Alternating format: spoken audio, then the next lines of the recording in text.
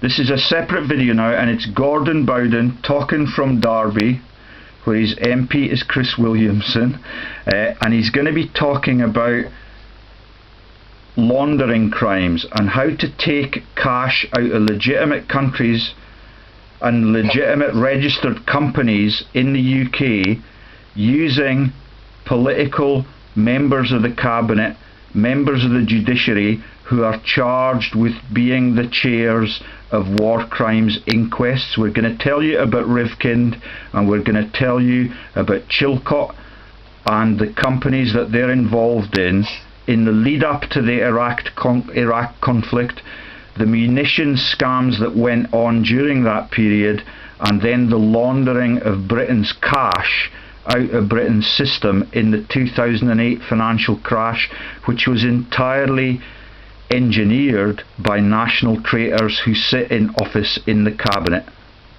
Over to you, Gordon.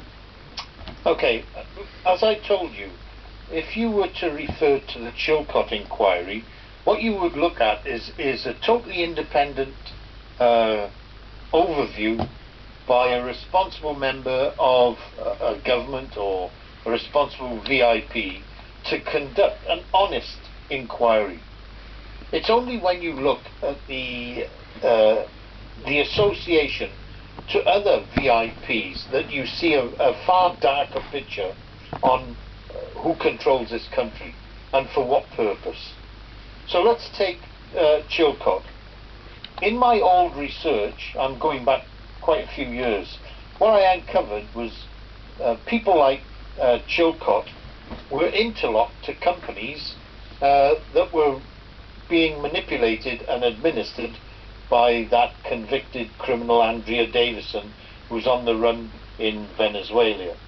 So, Abraxa Limited, its service registered number is a Scottish number, and that's Sierra Charlie 163703, and its registered address is 50 Lothian Road, Festival Square, Edinburgh, EH3 9BY. So I've got an image up there of the directorship at the moment, and it spans 1994 to 2014, and it's but you've got it wrong there, because the company was actually only incorporated on the 26th of February 1996. Yeah, so that's what the graph tells us accurately, and I've got highlighted with incorporation date is its registered filing date to be filed as a regulated company. Okay, and I've got, can I just give the people the statistics? Malcolm, Sir Malcolm... Why don't you just say what the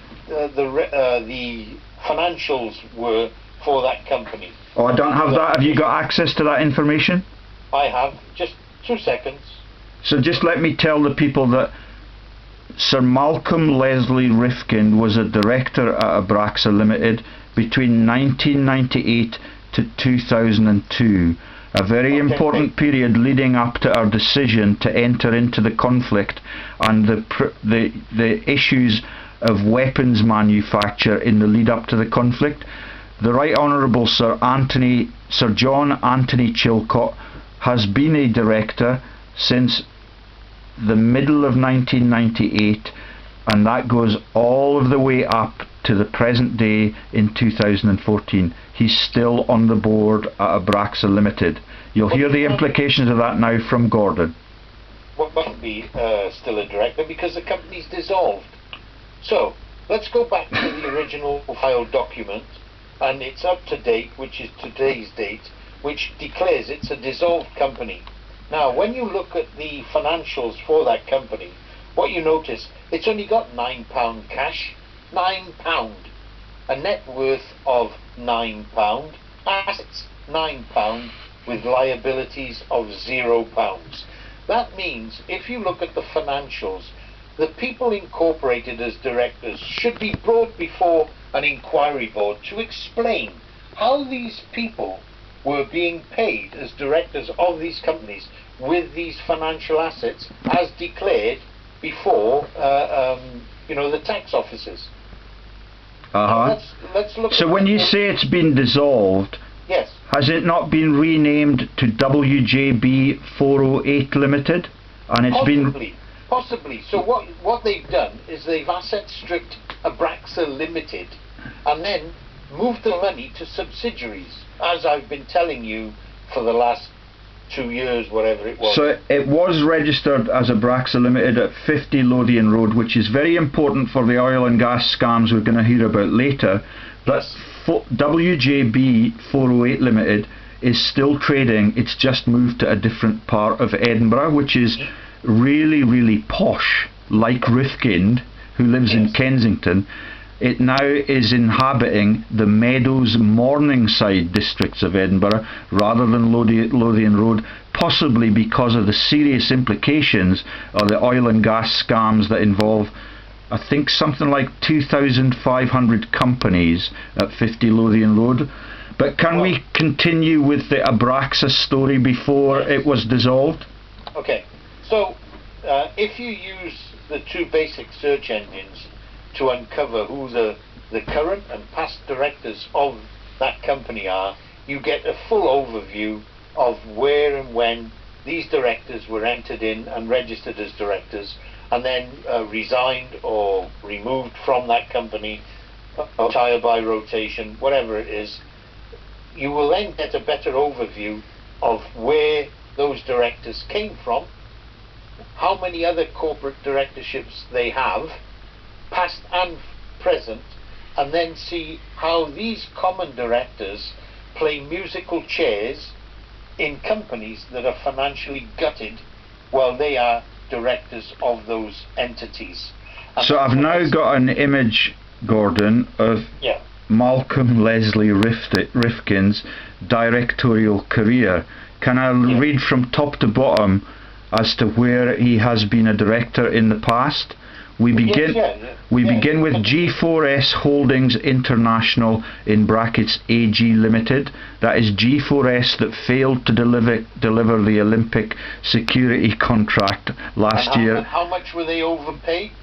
Yeah, they took the money, they reneged on the contract, and now they police the social security system, the banking, the armoured cars that come round our banks and say, we'll take it from here. They even have taken the place of picking up the cash from parking meters in council car parks. Yeah, they're at the Social Security office. They are at the front door of the RBS in George Square in Edinburgh. They're all decent working blokes that are really ashamed of what they're doing when you tell them what the company represents. Well, exactly. You know, you carry on reading out the... And if you were to sneeze aggressively, they would fall over. They are not muscled up like the guys that replaced them at the Olympics. But at my local rugby sevens, they have been policing it at Melrose and at Jedburgh. But let me continue with Malcolm Rifkin's list of directorates beyond G4S. We have Alliance Medical Holdings Limited, British Assets Trust Public Limited Company, F&C Emerging Markets Investment Trust PLC. Emerging Markets? Yeah. Gordon has a story to tell. C Energy PLC, and then we get Abraxa Limited. And then finally we have St Andrew Trust Public Limited. Okay. Let me go with the flow now.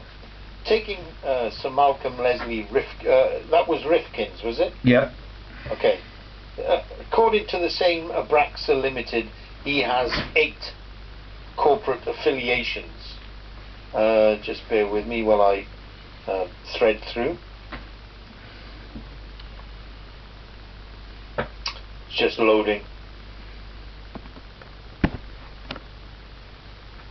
This is an MP he's a Scottish MP with a strong Scottish accent.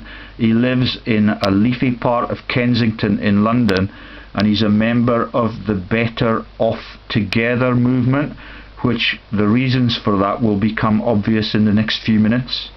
Okay, within the directorships of Sir Malcolm Leslie Rifkind, you will see there's a company, C Energy PLC. Yeah, from 1997 to 2005. Yeah, correct. So if you were to click that one on, Oh, sorry, I've just got stills of these, Gordon. I think no, it's okay.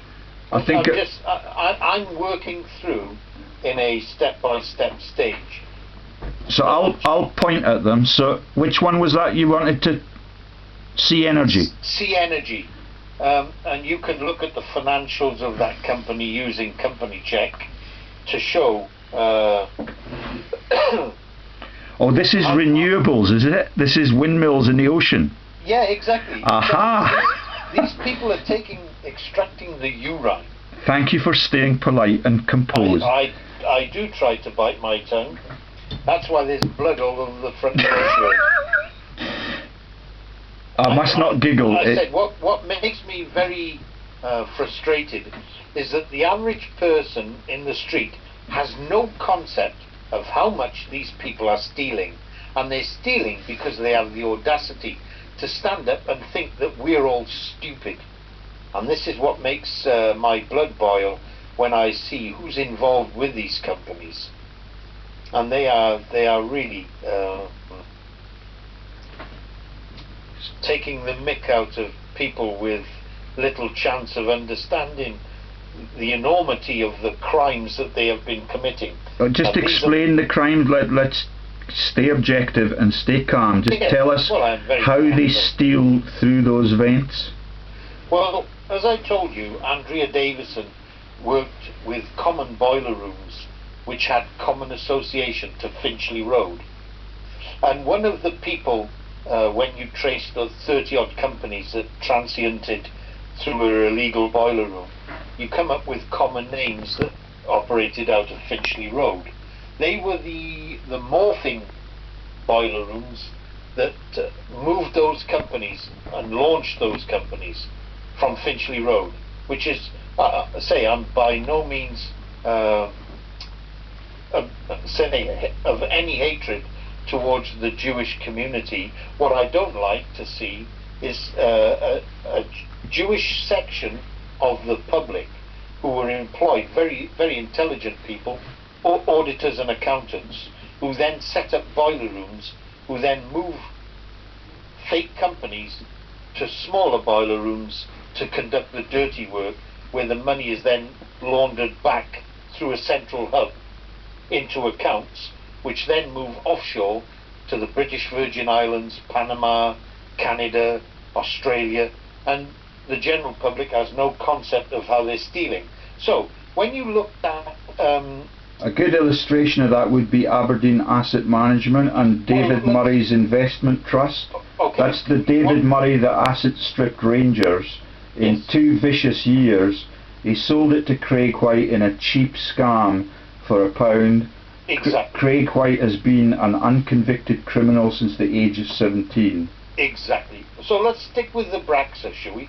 I'm going to show you how Andrea Davison was... Try and keep it to Rifkind and the cabinet members rather than Davidson, who's not so... Yeah, well, I'm trying to show you how the system, how this network of thieves use similar named companies to steal billions. Now, if you put into your search engine in company check Abraxa Services Limited, which name, isn't it? Sorry, I can do that. It'll take a little bit. I'd rather that you just talk. I'll find that and I'll illustrate it retrospectively on the video. Okay, let me just guide you. Abraxa Services Limited, which is an identical name to Abraxa Limited, only it's Abraxa Services Limited. I'm just loading mine up now to make sure I'm 100% correct. The company we went for last time was Abraxa Solutions Limited. Correct. And that was. I'm just showing you. But I've got illustrations of those on screen now. If you could use that one as an illustration, then it's perfect and much easier for me to illustrate it. So that's Abraxa Solutions Limited with Form 10 directors and Form 10. Wait a minute. I'm having to come out of what I was doing now. Sorry, it's just that I've pre-prepared these images. Okay, Abraxa, what is it? Abraxa Solutions Limited. Company number 06394-268.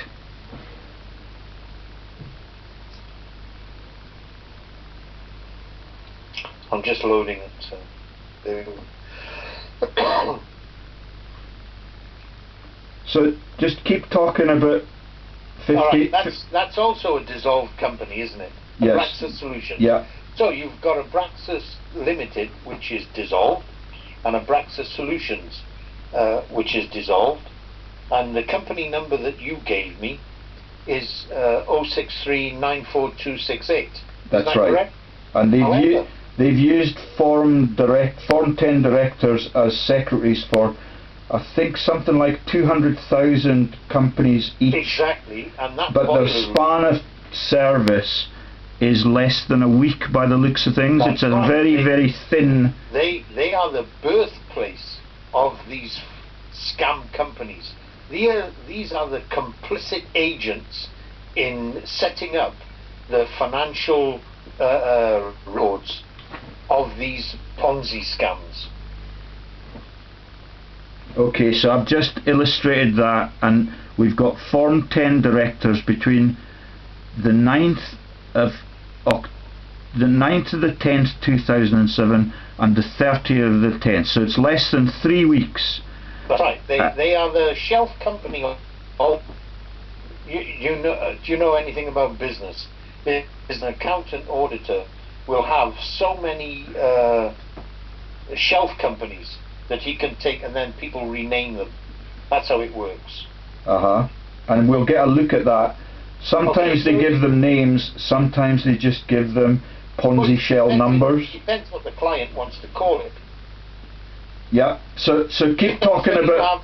You have within that company, if you log on to Company Director Check, you have Form 10 Directors FD Limited, and that has 99,394 companies, of which nobody checks. Nobody checks them. These people run their own empire, and that's what it is. So I've got as a headline for that slide, 3 greedy weeks in 2007, hey presto, gone in 180,000 different directions. And once it gets offshore, there is no way that our regulators can touch it again. No way. But once it gets to the Channel Islands, doors are slammed. This is why companies just dissolve, and they say, oh well, there you go, another toxic debt. But what the general public have no concept of is that our parliamentarians are fully aware of this, because I've informed them. I can name thousands of fake companies that asset strip billions and move that asset or those assets to Panama, Cyprus, Venezuela. It doesn't matter where. These people set up accounts which are out of the reach of financial recovery, and it's our politicians, or the corrupt politicians, that are formulating safety circuits to protect those boiler rooms from inspection or investigation by the Serious Fraud Office, Manchester Police, or City of London Police, because they have people within the top ranks of the police who stop these inquiries into these massive boiler rooms. Okay, can I just stop you at that point and read out what I'm looking at on the next slide in the illustration? So I'm saying tens of thousands of corporate shells in directorial and secretarial services. We've got the Form 10 directors and the Form 10 secretaries that we've already discussed. And then the next bullet point are the boiler rooms. Thailand, Swinton, Greater Manchester. Cold calling frauds, selling of worthless stocks, company names, Regal and Archer LLC, Quantum Holdings Limited, all stacked up under Form 10 directors and shareholders. And who was in charge? Who was Andrea Davison arrested for? You tell them that story, I can't remember. Regal and Archer, Quantum Holdings. And can you describe that scam that was... What happened was, Andrea Davison was working with complicit people in Thailand. One was Robin Jacobs, and the other one was Graham Mills. strangely the same surname as her live-in companion. Please note that none of those individuals are tank commanders involved in a military coup. They are British criminals. 100% they're British criminals, and the Derbyshire, North Wales Police and the Metropolitan Police won't touch David William Mills, because, I'll tell you why they won't touch him, because he held top secret security clearance. He worked at the nuclear weapons facility in Reading, and he also worked for Magnux North as a systems engineer. Now, I believe he was an ex-SAS serviceman, and that's why he had 6 weapons and even fired in competitions for Britain. This is why the police won't delve any deeper to uncover the bigger network, because they'll be very scared as what they will uncover.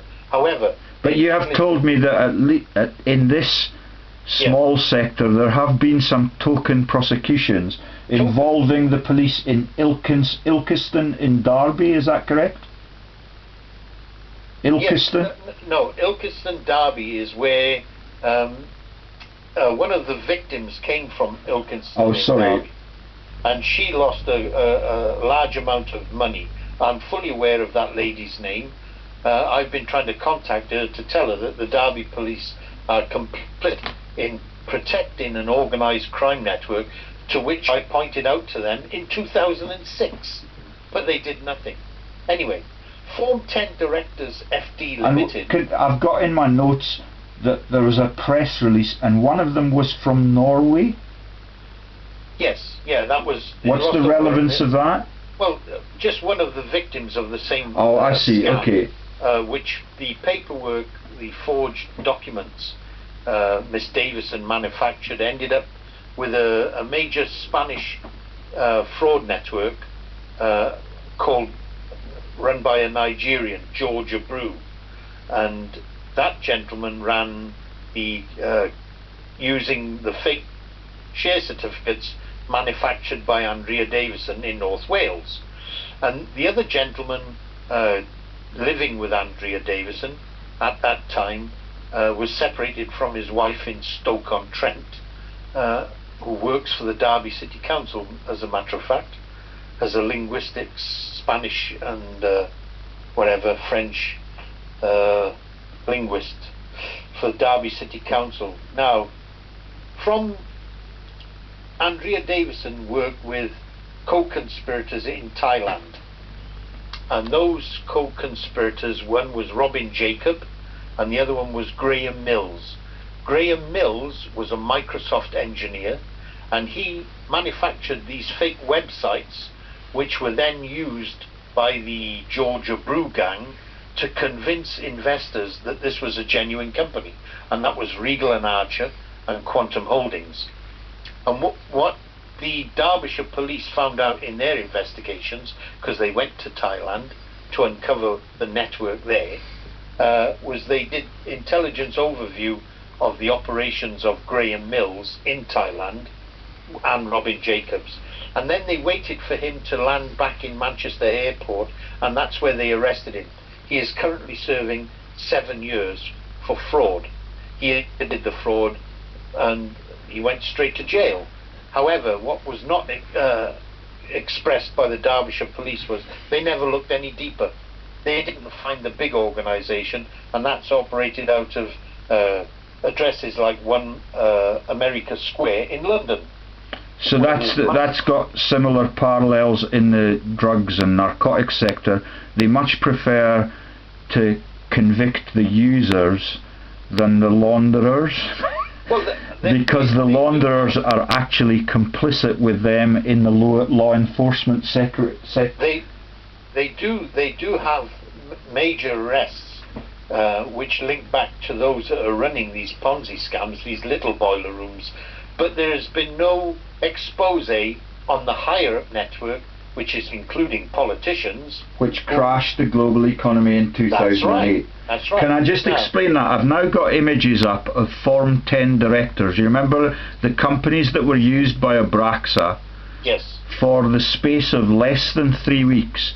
Yes. Now, if you look closely at the slides, you will notice that they're deploying a thing called pump and dump. So That's there correct. are a whole load of companies in the Ponzi shells called Pabulo Limited, Antheria Limited, Paternac Limited, Palencia Limited. They're all lined up Thousands. in the midsummer of 2008 to the back end of 2007, and then in the middle of 2008 suddenly they jumped to 2 columns along. So the company that had the resource has been emptied within the regulator's thrall in the UK, and suddenly it's in the Caymans. Okay. It's as simple as that. And yeah, but address. You failed to have mentioned the address. tell me the address. Well, on the top. You're getting very close to their secrets now. You're breaking up. Oh, no, it shouldn't be breaking up, because if you look at their boiler room, it's listed under their company ID number. So Form 10 Directors FD Limited operate under an ID number of 990001499. Is it registered at 39A Leicester Road, Spalford, Manchester, M7 4AS, and that is one of the major boiler rooms that was used by a network of companies operated by Andrea Davison. And I've got that on a slide, and it's up on the screen now, so everybody can have a little investigate here. If they've been robbed blind by any of these companies, it may be convenient for them to approach their MP and explain to that person that they now understand that these frauds are condoned by cabinet members in the British Parliament building and by members of the opposition. Listen, George, I'm not saying they're condoned by members of Parliament. Not all of them, I believe, are dirty. What I'm saying is that a lot of these members of Parliament and laws and privy people are incorporated as non-executive directors and among the board of directors to give these companies a semblance of respectability. However, it's when you look beyond the veil of the elaborate videos that they give for presentation of these companies, you find the dirt, and it's like lifting a piece of tin sheeting in the wood. You're scurrying to get out of the light. And when you start to name politicians who are taking the bun for £70,000 a year to be a non-executive director of a Ponzi scam, regardless of whether they believe it, I have informed these people. They know that they have been named. Hence, the people like Bill Gammell resigning, and Lord Ian Colling or Ewing, and many other top politicians. The next one on my agenda is that scumbucket Peter Hain, who worked with Andrea Davison. And I've just put a picture up now of the Kalashnikov that Andrea used to come to our neighbours. You haven't got a photograph of the Kalashnikov. No, I've got a picture of a Kalashnikov. That's correct. And a picture of Derby, where those issues were reported to the police, but the secrets have been obfuscated. I've also got a picture of Jonathan Aitken with Mrs. Thatcher, and another picture of Mrs. Thatcher's son outside number 10 Downing Street. I don't know whether or not he had already been knighted by that stage. Also on the picture we have Miss Elizabeth Murdoch, 7 Ladbroke Terrace, London, W11 3PG. Rebecca Brooks, Malaria No More, United Kingdom. Kevin Cahill resigned, Director, Chief Executive, Comic Relief. Malaria No More. Yeah, and those are stories that we've told in the last 2 weeks that have led to us being excommunicated by our political representatives in the Westminster building. They will no longer receive communications from either of us. Is that correct? That's correct. And we're going to exchange documents to prove that and put them online within the next 12 hours. Well, say 24. Okay. And can you quickly We've gone really well through that, and we've gotten right to the heads of government over 30 years. Yeah. And we've gotten into conflicts in innocent countries and the weapons manufacture and trading that keeps those innocent countries brutalised. Can you quickly profile 50 Lothian Road and the oil and gas scams that come out of there? Okay, with Cairn Energy and Sir William Bill Gamble, as I said, that I exposed the massive Ponzi scam, because that's what it is. It's just a money laundering front,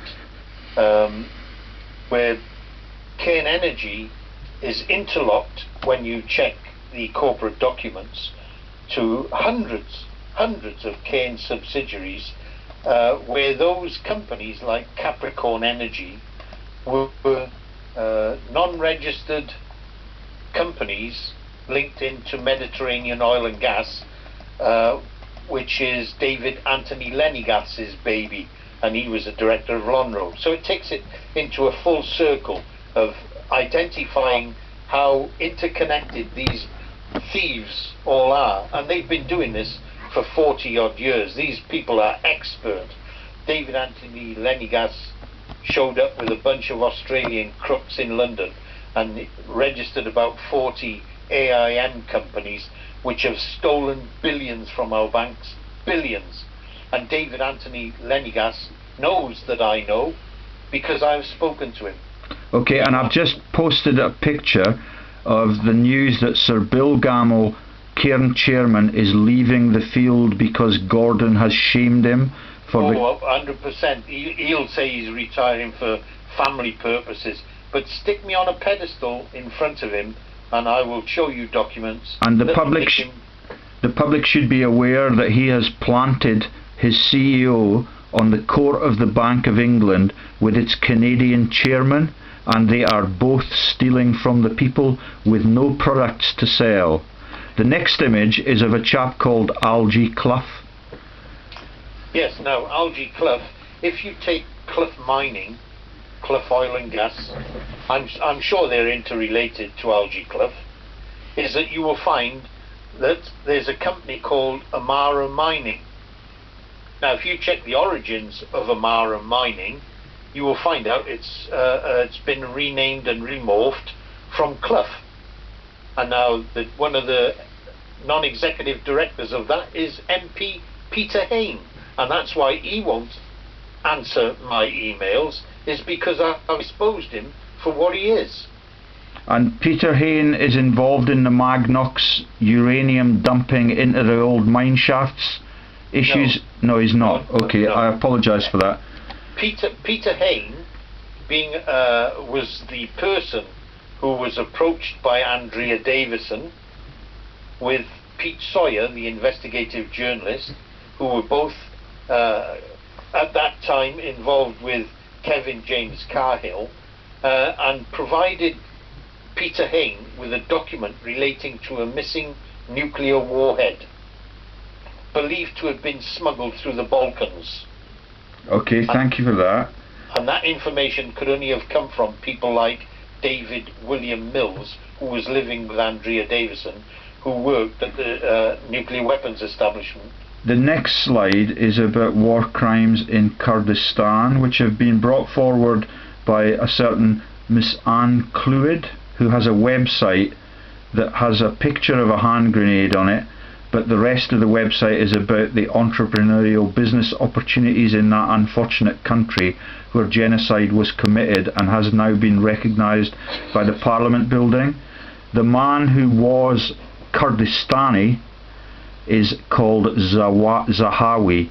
He earns £500 per hour as a consultant in the sector of what the transitional regime does to that brutalised country, and he's pictured with Prime Minister Cameron having a laugh in the corridors of power.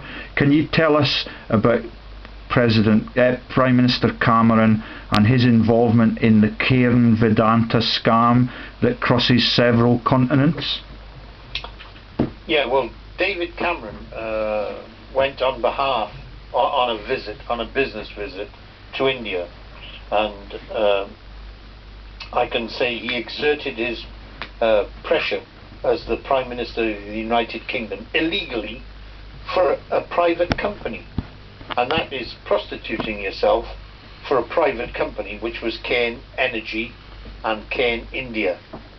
Now, I sent an email to the Indian Prime Minister, which I believe, or it was an associate of the Indian Prime Minister who contacted me to ask me to provide them with corporate evidence of interrelationship between directors of Vedanta and Cairn India and Cairn Energy. Now, in the terms of insider trading, if you have a common director of two companies who are passing billions to each other, that is declared as insider trading. It's a criminal act. Now, I sent that person, I have full correspondence records of my exposing that they were common directors hidden in subsidiaries of between Vedanta and Cairn India and Cairn Energy, and that meant that there was common association in a major transfer of capital between two companies, and that is a criminal act, and Mr. David Cameron has been made aware of that, and he has said nothing. He also pushed the deal through, as I explained earlier on, with Vodafone, and Vodafone has the two directors, which I said were Sir Samuel S. and Jonah and Anne Laverone, who conducted the $2.5 billion scam between Euramin and Arriva Nuclear Fuels. Anne Laverone was sacked as the head of Arriva Nuclear, and she is still on the board of Vodafone. You are talking the asset stripping of billions from private held companies belonging to the state and to the people. And these people walk the corridors of power and laugh and smile because they're all in it together. Tell me about it, Gordon, which takes me to the next slide, and try and keep calm as I tell you that calm. The next slide is about the Parliamentary Broadcasting Unit Limited, 1 Park Row, Leeds, and it shows images of one of Britain's richest men, Lord Paul of Marylebone. It shows you Charles Kennedy, former head of the Lib Dems, drinking a glass of whiskey, looking really anxious, and it shows you a picture of Right Honourable Lord Cranley Onslow and several Ponzi shells of a company called Scat South. Can you tell the public a little bit about Parliamentary Broadcasting Unit Limited? Well, Parliamentary Broadcasting Unit came across my records because of fake oil and gas and mining companies linked to Australian con artist. His name is Anthony William Paul Sage. He works with David Anthony Lenigas, Peter Landau, all running these multiple Ponzi scams on our stock exchange. And the address, common address, was 1 Park Row, Leeds. Within that address there were 5 or 6 companies run by Anthony William Paul Sage and his Australian cronies, who were raided. Anthony William Paul Sage, you can check the general search, he was raided by the Australian Federal Police, the Australian Securities and Investment Crime Commission, the Australian tax authorities, and multiple other Commonwealth agencies. That is an ongoing investigation which only happened of December last year, and you will see that they're interlocked to all the fake oil and gas mining companies that I have registered with the Financial Services Authority. And that would be the reason why Peter Hain is pictured on that particular slide with a picture of a Union Jack and the Republic of South Africa flag in front of him. Exactly. Peter Hain is from South Africa. He's not from England. And he purports to be a naturalist. But he's a naturalist, all right. He's a naturalist con artist. Okay, and there's also a picture of John Reed, Baron Reed of Cardowan, with that little Quisling guy that used to be Donald, who was George W. Bush's man at the Pentagon? Donald... you don't know so much about the financial side of that story? Donald... oh, goodness me. Trump? No, the man who... Donald Trump's involved in that renewables issue that we talked about. Yeah. He's actually got Ponzi shells in wind farms in Scotland, despite the official press releases that we see about his opposition to Alex Salmond. They are all in the same profiteering bed, and it is hypocritical to the extreme. If you look further down the list of the parliamentary... Rumsfeld and Baron Reed of Cardowan. Yeah. Can you remember the linkage there? Yeah, I know what you're talking about, but I'm saying if you look down the further list of the Parliamentary Broadcasting Unit, which is dissolved, by the way, after I published the details of this to various politicians, they shut the company down. If you go down the list, you'll find that there's Her Right Honourable Margaret Beckett. Oh yeah, and she was written to this morning, but never replies, even although she won't reply because you are not a constituent. Yeah. You have to understand parliamentary laws. Do you want me to read that list? There's about 30 names on it. No, you don't have to. I've got them all on record in a library.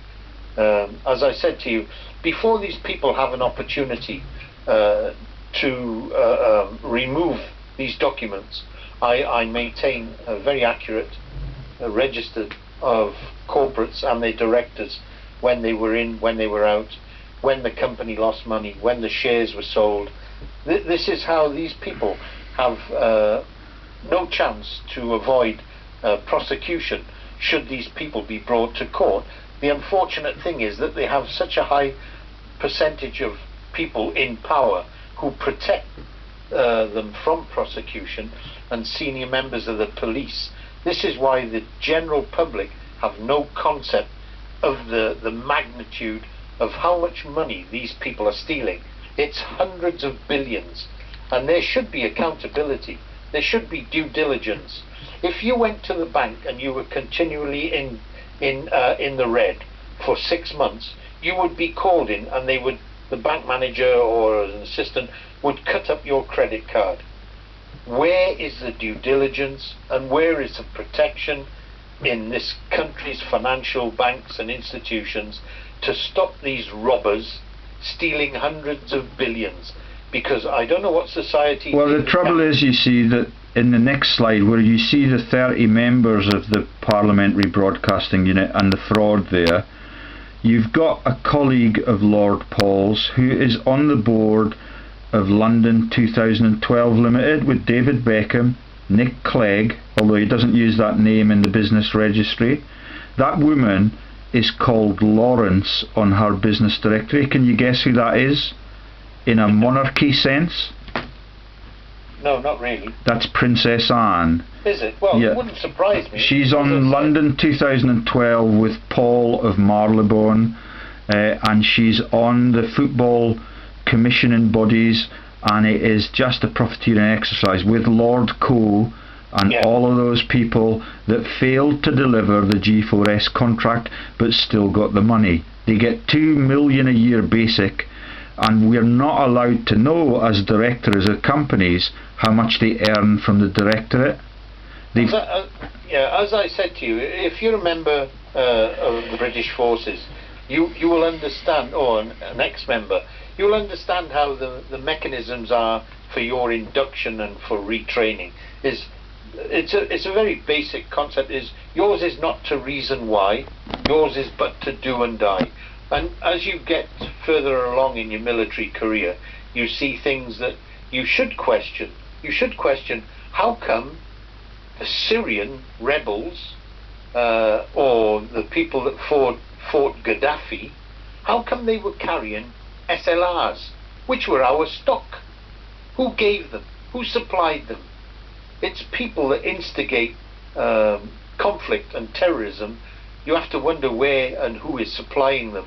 But the general public would not even think of understanding how corrupt certain politicians And are. we better stop in 5 minutes or so, but we've gotten to the hub of propaganda now, and that's the next slide is Ingenious Film Partners LLP2, and there's a picture of a guy called Sir John Craven, who's a former member of the board of the Deutsche Bank AG and chairman of Deutsche Morgan Grenfell PLC. And if you think you'll have a look, I think you'll find he was a director of Lonrho. And even the British press have already published articles on the use of Ingenious Film Partners LLP2 and the other half a dozen or so subsidiaries or spring-offs from that they use it as a tax evasion vent. That's published in the British press. Well, so where are the protective systems, the police, the auditors, the regulators from the FSA, from the Serious Fraud Office or the City of London Police? Why aren't they, instead of knocking on dishevelled council house doors with 20 police in riot gear and a dog squad, rushing past little babies in nappies and coming out with a little plastic wrap of £2 worth of marijuana, when they should be kicking down the doors of 788, 790 Finchley Road and 1 America Square and stopping this wholesale slaughtering of our banks and financial institutions? Well, you've explained that to me, Gordon. You've explained it articulately, that the ultimate owner, or the person who established in the establishment the boiler rooms, are actually the British Prime Minister, since Mrs. Thatcher's husband taught her how to do things in the Finchley Road boiler room. The next slide is an image of the role of Mrs. Barbara Cahan. That's Barbara Cahan operates under multiple pseudonyms and addresses under Barbara Cahan, and the biggest one is 788 790 Finchley Road, and 4 corporate entities. One is Temple Secretaries, the other one is Company Directors Limited, then there's A1 Company Services Limited, and multiple addresses in Finchley. And these are the 20 or so 30 interlocked Finchley Road addresses where they were allowed to establish themselves under the cover of Margaret Thatcher. That was her borough, where she, I suppose, she was ordered to allow this network.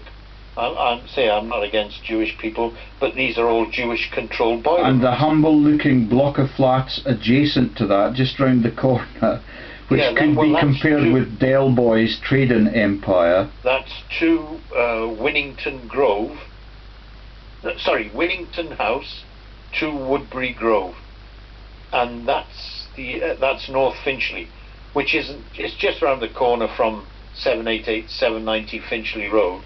Now, Kevin James Cahill and Lord Laird Artigavan operate companies that were registered at 923 Finchley Road. And I had a great chat with Mr. Cahill, who tried to ridicule me, saying 788 790 Finchley Road is nowhere near 923 Finchley Road.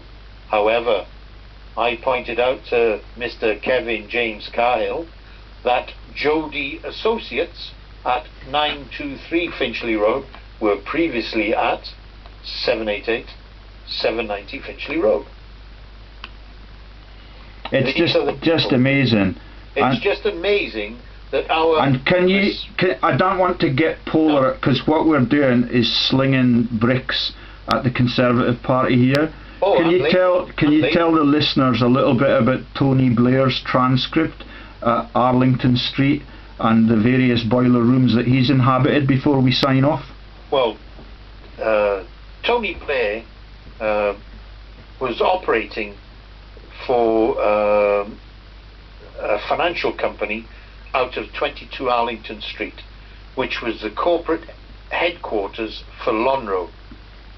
It was level 5 22 Arlington Street. And that's Lonro that was established by a German called Feuerhopp, who That's became correct. better known as Tiny Rollins, That's who correct. became better known as the unacceptable face of crony capitalism, even for the Lonro and Conservative Party. Lonro and its directors were spoken about in Parliament in Q&A, but that's questions and answers. And However, the current chairman is financial advisor to His August Royal Highness Prince Charles, that's correct. Christopher That's correct. Chambers. That's correct. Now, if you check the address of 22 Arlington Street, they always seem to have a sort of ridicule to the general public to be smart. And so 22 Arlington Street is attached to the Ritz, of which Mohammed Al Fayed was a registered director, as well as the one in Paris. Now, 22 Arlington Street was the home of a company called Arlington Associates Limited, with the two SAS commanders who I pointed out to you before. One is Mark Blagborough, and who also spells his name Blagborough, and Aldwyn James Glendining Wright, who were also senior Kroll security directors. And there was a substantial American presence in the form of Francis D. Cook, who had been ambassador in several sub-Saharan countries. Correct. And this is where I tried to show the Serious Fraud Office in the communications I had with them, that this was the hotbed of billion-pound money laundering operations, fake oil and gas and mining companies. And when I contacted David Lenigas to point out why didn't he go and speak to his mates over the road there, across his table, Mark Blagborough and Aldwyn James Glendining Wright, and explain that in the corporate website for Arlington Associates, Ambassador Francis D. Cook is listed as a director. However, in the corporate filings, she is not. I then pointed out to David Anthony Lenigas that Ambassador Francis D. Cook was a senior board of director member of Alliant Tech Systems, a major US arms manufacturing company, including missiles and land mines. Now, if in the same building Dodi Fayed and Princess Diana were to have found out that the very people that she went to Angola to represent in mine clearance, as in the Hallow Trust, had the same board of directors as that company, Arlington Associates, linked to producing landmines, then it may have been also linked to certain accidents.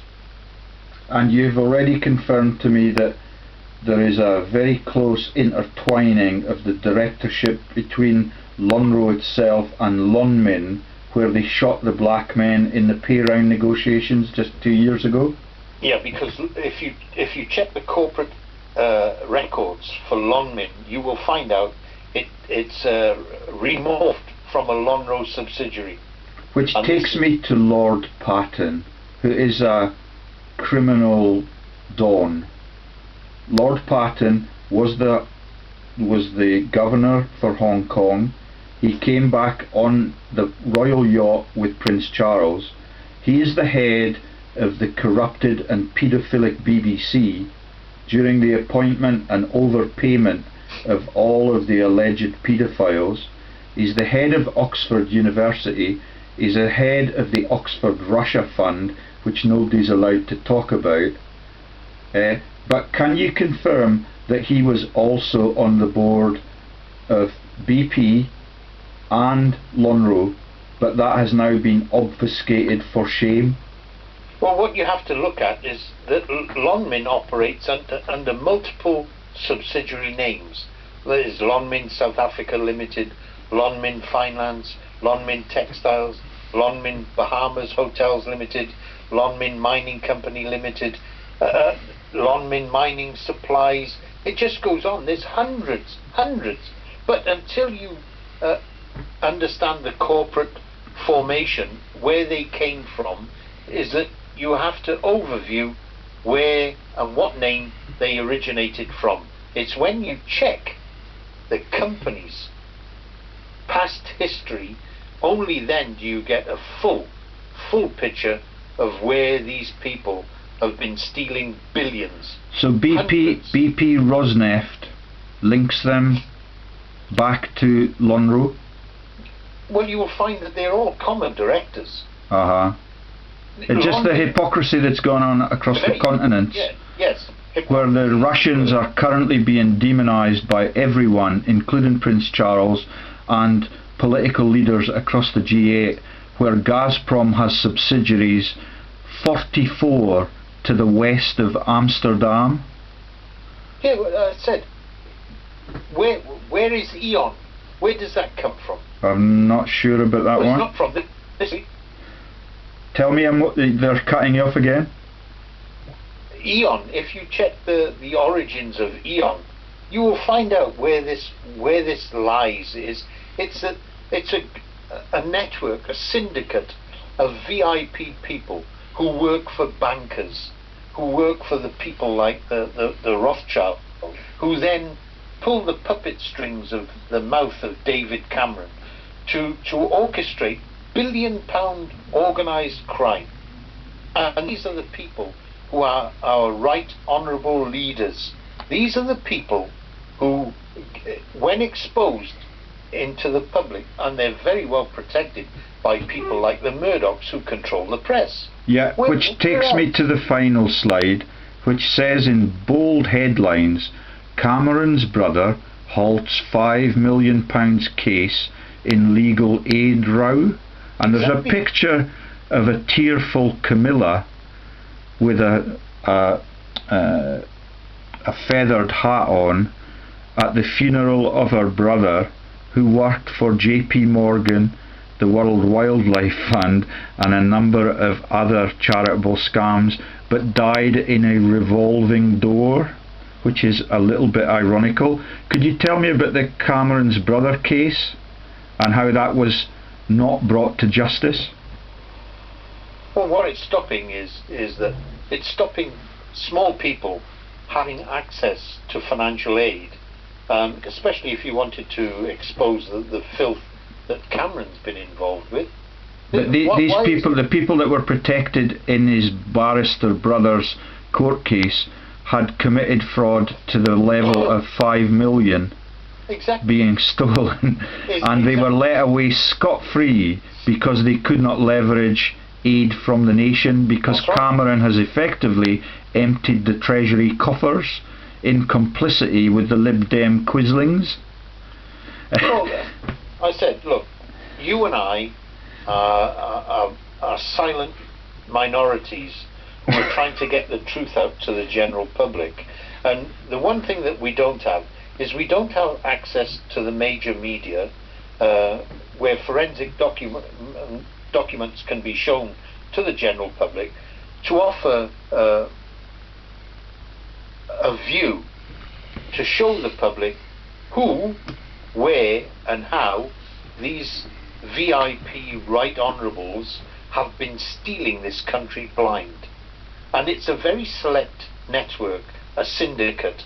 It's an organised white-collar crime syndicate of very important and powerful people who, not looking at conspiracy theorists, this is provable fact. Absolutely, Gordon, and we are intent on proving it and publishing it online, because we cannot rely on the British Free Press, who are totally owned by the owners of the national governments, and that is exemplified by Murdoch's choice of the next Prime Minister in the UK and the manipulations that he's gone through with all of the preceding Prime Ministers.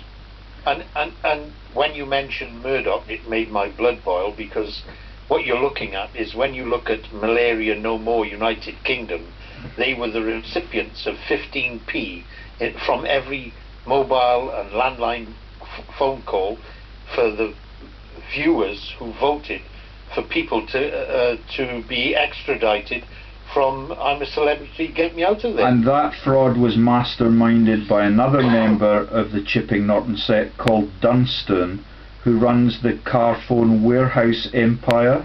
Exactly. In league with Prime Minister Cameron. Well, might I remind, as a sign-off to this lengthy discussion, that the last person to be executed for treason in this country was a pressman. He was a member of the Conservative Party in the UK when Mosley led the British fascists, and he was executed beyond the war when he became Lord Haw Haw. His name was Joyce. He was the last person to be executed for treason in the UK, despite all of the treason that is going on in both chambers of the Parliament building at this very moment. Have you got anything else to add? I think what I should do is that the next tranche should be about the alternative investment market, the AIM, and to show how I can provide evidence that shows complicit directors who are complicit in stealing the assets of multiple listed companies, private owned or shareholder held companies, who steal over £1,000 million in a sequence of 5 companies. And I can do that because they're in the Falklands. They are virtual companies. Where you have already told me sadly about the sacrifice of so many Welsh servicemen in that corrupted false war that was fought for the very same Mrs. Thatcher that we were talking about in those boiler rooms in Finchley. I have no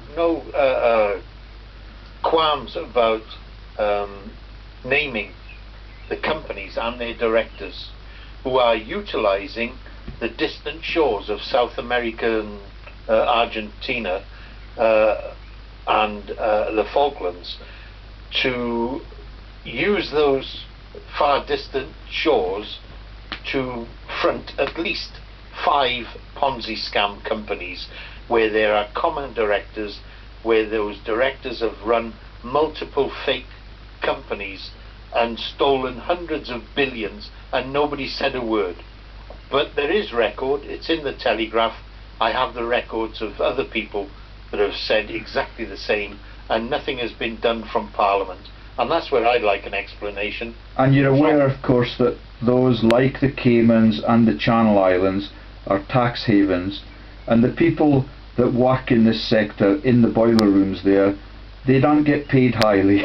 They effectively are slaves to the system, but they're the Democrats that put their hand up when say that they still want that country thousands of miles from us to stay a British property, just so that the Prime Minister can brutalise it ever so often. It's just so that will be our next topic, and now need to. Just before you close, let me just for your listeners, if you looked at Lonmin Mining Company, if you check its directorship history and change of name, in 1999 it was called Lonmin Limited. Before that, in 1998, it was called Lonmin Uzbekistan Mining Company Limited. However, in 1998, the 5th of May, it was called Lonro Uzbekistan Mining Company Limited, and in 1997 it was called London City and International Limited. And by following the historical records of a company, you can clearly see that these companies remorph from the ashes of a gutted company that have stolen hundreds of billions of pounds and just carry on with no due diligence, and actually they're just allowed to do what they want to do. Well, that's the only thing. Remember we talked about Abraxa and how we could find Rifkind and Chilcot on one of those Abraxa companies. But when we enter Abraxa as a search term in the directory check, you get 85 hits, which is part of the art. They just spread the load in those Ponzi shells and cover up the horrible truth that they are stealing from the tax-paying citizens, the investors and the savers. But the truth will be out by the end of the fortnight.